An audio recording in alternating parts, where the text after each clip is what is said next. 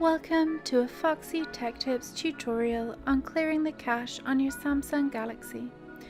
If you find this tutorial helpful, please consider subscribing to my channel and liking the video. It is not possible to clear the cache of all apps at once on Samsung phones. You have to do each app individually. Open up the Settings app on your phone.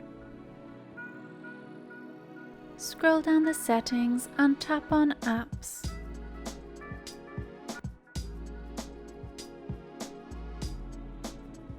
Find and tap on the app that you would like to clear the cache of.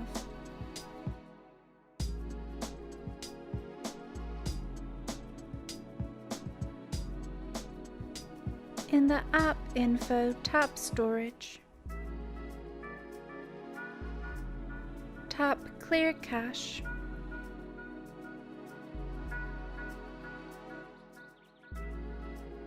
Make sure that you don't tap Clear Data, as this will delete important data for the app.